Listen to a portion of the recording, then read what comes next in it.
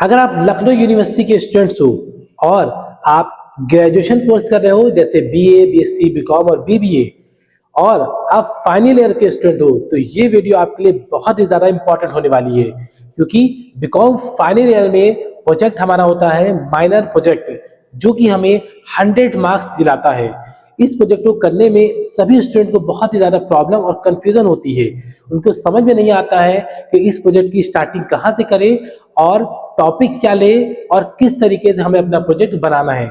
तो hello students, मैं मोहम्मद काशिफ आज की इस वीडियो में आपको स्टेप बाय स्टेप पूरा प्रोसेस बताऊंगा कि आपको अपना माइनर प्रोजेक्ट किस तरीके से बनाना है जिससे आप पूरे के पूरे 100 मार्क्स अपने प्रोजेक्ट में अचीव कर सको। So welcome back to my YouTube channel mister dedicator. अगर आप फाइनल ईयर के स्टूडेंट हो तो इस वीडियो को लास्ट तक के जरूर देखना। तो सबसे पहले हम ये जानेंगे कि एक्चुअली में ये माइनर प्रोजेक्ट है क्या। तो माइनर प्रोजेक्ट एक तरीके का रिसर्च आपका है जिसमें आप किसी भी एक अपने टॉपिक से जो आपका ग्रेजुएशन लेवल पर है किसी भी एक टॉपिक को आप उठा करके उस टॉपिक पर आपको रिसर्च करना है, डिटेल रिसर्च करना है, इन्वेस्टिगेशन करना है और उसके डाटाज कलेक्ट करना है।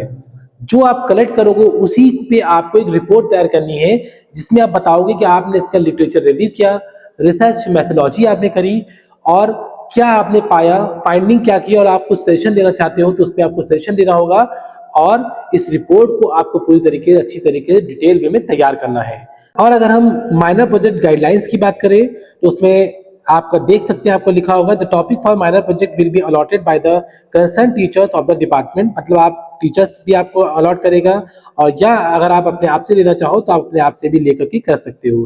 The student may be allotted topic related to research study और बिजनेस प्लान। रिसर्च स्टडी या बिजनेस प्लान का टॉपिक आप ले सकते हो। उसके अलावा a certificate will be issued by the project supervisor. जो भी आपका सुपरवाइजर है, आपका जो टीचर है, अपॉन द प्रोजेक्ट कंप्लीशन, जब प्रोजेक्ट कंप्लीट हो जाएगा तो जो आपका सुपरवाइजर है वो आपको एक सर्टिफिकेट इशू करके देगा। देन नेक्स्ट है a viva examination will be conducted by the set of examiners as proposed by the dean, faculty of commerce and the subsequent approval by the vice chancellor। तो इतनी बार आपको समझ में आ गई। अब सबसे पहले हम बात करेंगे हमारा जो फाइल बनेगी उस फाइल का जो कवर पेज होता है या जो फ्रंट पेज होता है वो आपको कैसा बनाना है। आपको ध्यान रखना है कि जो आपका कवर पेज होगा वो एकदम एक्यूरेट सही होना चाहिए क्योंकि स्टार्टिंग का पेज अगर सही रहता है तभी एग्जामिनर उससे खुश होता है और वो आगे में भी अच्छी तरीके से आपको टेस्ट करता है और अच्छी मार्किंग देता है। ठीक है, तो चलिए समझते हैं कि कवर पेज हमारा कैसा होना चाहिए।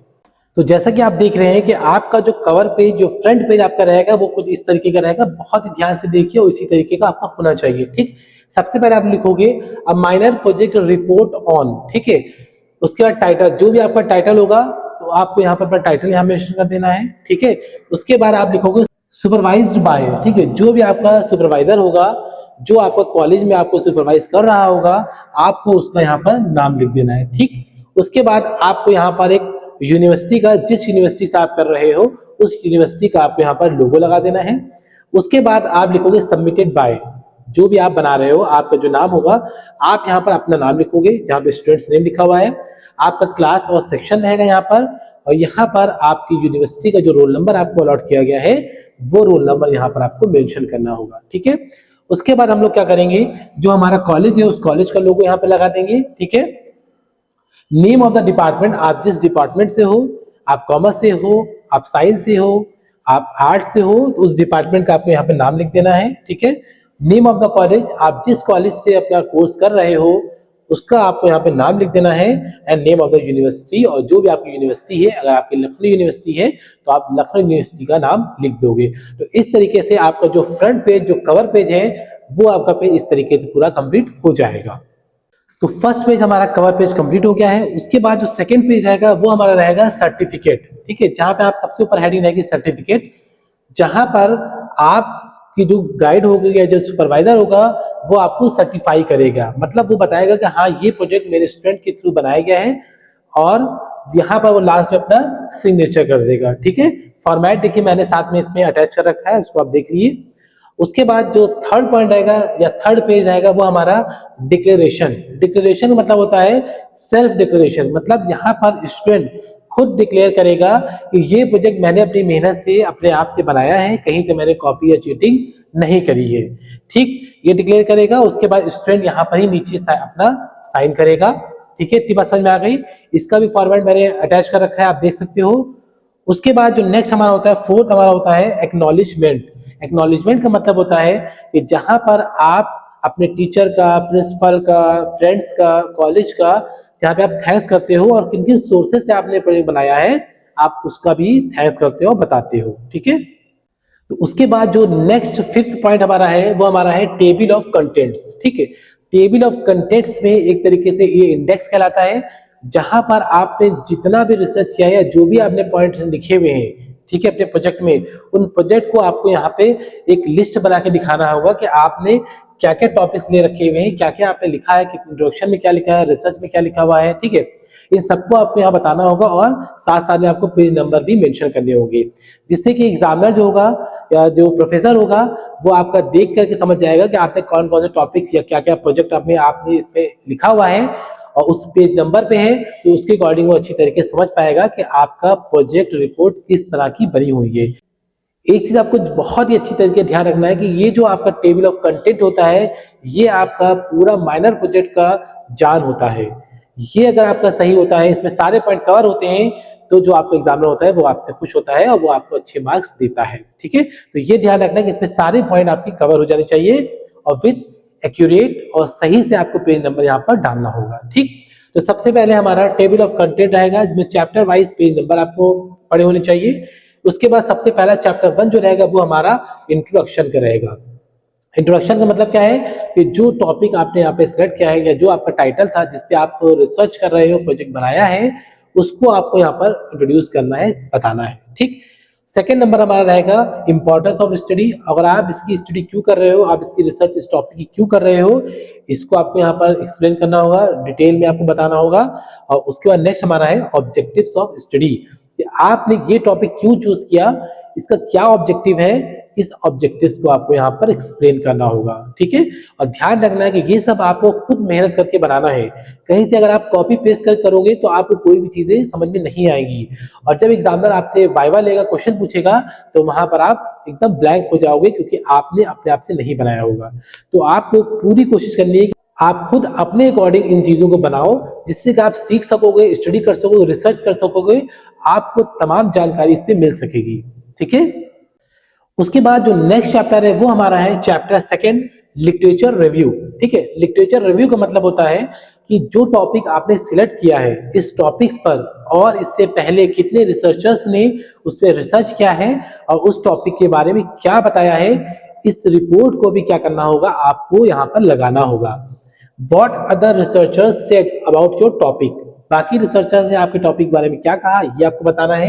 Use 2 to 5 references, book plus internet. ठीक है, आपको 2 से लेके 5 कुछ रेफरेंसेस देने होंगे, वो आपको बुक्स और इंटरनेट दोनों के माध्यम से आपको देने होंगे। ठीक है, उसके बाद जो नेक्स्ट चैप्टर हमारा होता है, जो बहुत ही इंपॉर्टेंट होता है, वो हमारा होता है चैप्टर थर्ड, जो कि आपका टेबल ऑफ कंटेंट में रहेगा। इसी सीक्वेंस से आपको बनाना है, याद रखना है, जिसमें आपका होगा रिसर्च मेथोलॉजी। ठीक है, रिसर्च मेथोलॉजी क्या तरह होती है, ये एक तरीके का रिसर्च होता है। ठीक है, जहां पर आपने लिटरेचर रिव्यू किया, उसके बाद आप रिसर्च करोगे, जानकारी लोगे। कैसे लोगे आप, कि आपका रिसर्च किस टाइप की है, प्राइमरी है या सेकेंडरी है। ठीक है, उसके अलावा आपको जो डेटा कलेक्ट करना है वो आपको सर्वे मेथड से आपने कलेक्ट किया है या करना है, या क्वेश्चनेयर आपने पूछा, उसके थ्रू आपने डेटा कलेक्ट किया। उसके बाद हमारा सैंपल साइज कम से कम 50 लोगों से आपका सर्वे होना चाहिए, या आपने क्वेश्चनर पूछा हो, जिससे कि आपने एक रिसर्च मेथोलॉजी तैयार की हो और एक रिपोर्ट तैयार की हो जिसपे। ठीक, उसके अलावा हम ये कह सकते हैं कि हम गूगल फॉर्म या हमारा इंटरव्यू। ठीक है, अब चाहे तो आप, अगर इसमें टूल्स की बात की जाए कि आप कौन से टूल्स यूज करके आपने इस रिसर्च को किया, तो हम यहाँ पे ये कह सकते हैं कि भाई हम गूगल फॉर्म से भी यहाँ पे ले सकते हैं, गूगल फॉर्म के थ्रू हमने रिसर्च किया, या हमने लोगों से इंटरव्यू लिया, उस इंटरव्यू के माध्यम से हमने एक रिपोर्ट जो थी वो तैयार की। ठीक है, तो उसके बाद जो नेक्स्ट हमारा है वो हमारा है chapter 4, data analysis and interpretation. ठीक है, यहाँ पर आपको क्या करना है कि जो भी अभी आपने रिसर्च किया, रिसर्च मेथोलॉजी बनाई आपने, उसमें जो भी आपने रिपोर्ट तैयार करी, जो भी आपने सर्वे किए, ठीक है, या जो भी आपने यहाँ पर गूगल फॉर्म के थ्रू आपने लोगों से जानकारी ली, इंटरव्यू लिए, उसकी आपको एक समअप रिपोर्ट तैयार करनी है और उसको ग्राफ्स के थ्रू शो कर सकते हो, टेबल्स के थ्रू शो कर सकते हो, पाई चार्ट आप बना सकते हो और बार ग्राफ के थ्रू भी सभी रिपोर्ट्स को, डेटास को आप यहाँ पर शो कर सकते हो। ठीक है, आपको इसमें यहाँ पे ये सब चार्ट और ग्राफ जो है आपको एक शो करने होंगे, बनाने होंगे। ठीक है, उसके अलावा आप यही बताओगे कि 60% लोगों ने ऑनलाइन आपको जानकारी दी, बताया, सर्वे दिया या आपको क्वेश्चनेयर बताया उसने, और 40% लोगों ने ऑफलाइन आपको इन्फॉर्मेशन प्रोवाइड की। ठीक है, उसके बाद जो नेक्स्ट चैप्टर है वो हमारा है चैप्टर नंबर 5, जहां पर आप फाइंडिंग्स, जो आपकी हेडिंग रहेगी, जहां पर आप की रिजल्ट बताओगे। ठीक है, जो मेन आपने क्या वहां पे फाइंड किया, इतने जो चीजें आपने बनाई, उसके मेन जो की रिजल्ट्स होंगे, उन रिजल्ट्स को आपको यहाँ पर शो करना होगा। ठीक है, उसके बाद जो नेक्स्ट चैप्टर रहेगा चैप्टर 6, जो हमारा कंक्लूजन रहेगा। कंक्लूजन में आपको फाइनल रिजल्ट एंड समरी, यहाँ पर आपको क्या करना है, आपको यहाँ पे जितना भी आपने बनाया है उसका एक फाइनल रिपोर्ट तैयार करनी है। ठीक है, फाइनल रिजल्ट कि आपने रिसर्च किया, आपने रिसर्च मेथोलॉजी करी, आपने ग्राफ्स बनाए।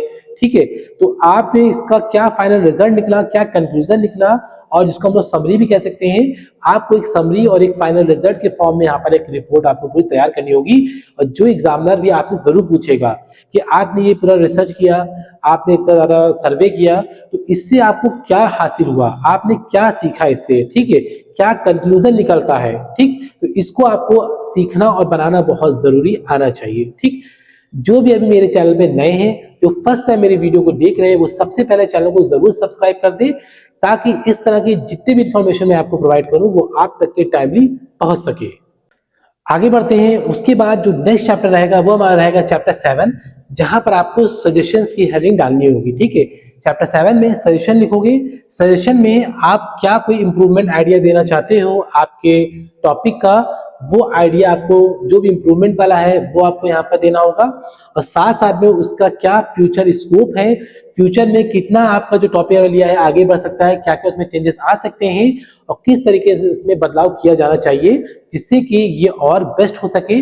ठीक है, तो आपको यहाँ पे जो भी सजेशंस आपके अकॉर्डिंग लगते हैं आपने बनाया है, वो सजेशन आपको यहाँ पर देने होंगे। ठीक, उसके बाद जो नेक्स्ट हमारा चैप्टर नंबर 8, जहां पर आपको पता है कि बिब्लियोग्राफी। बिब्लियोग्राफी तो हर कोई जानता है, सब जानते हैं बिब्लियोग्राफी क्या होता है। तो इस बिब्लियोग्राफी में आपको बुक्स नेम, जिन बुक से आपने डेटा कलेक्ट किया है या रिसर्च किया या जानकारी ली, या जो भी पॉइंट आपने निकाला, उस बुक का आपको नेम यहाँ पे लिखना होगा, या बुक्स के नेम, या जो भी आपने 2-3 बुक्स से आपने देखा होगा तो आपको 2-3 बुक्स के यहाँ पे नेम लिखने होंगे, या जितने बुक्स से आपने देखा होगा।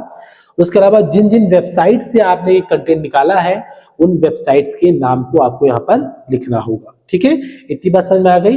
और टेबल ऑफ कंटेंट का जो लास्ट चैप्टर रहेगा वो रहेगा चैप्टर नंबर 9, अपेंडिक्स। अपेंडिक्स का मतलब होता है कि जो भी आपने सर्वे किया था या गूगल फॉर्म से आपने कोई चीज जानकारी ली थी, तो आपको जैसे क्वेश्चनेयर थे, तो उन क्वेश्चनेयर की लिस्ट आपको यहाँ पर लास्ट में इसके साथ आपको अटैच करनी होगी, लगानी होगी। ठीक है, तो इस तरीके से आपका जो पूरा का पूरा माइनर प्रोजेक्ट है होगा, वो आपका पूरा कंप्लीट हो जाएगा।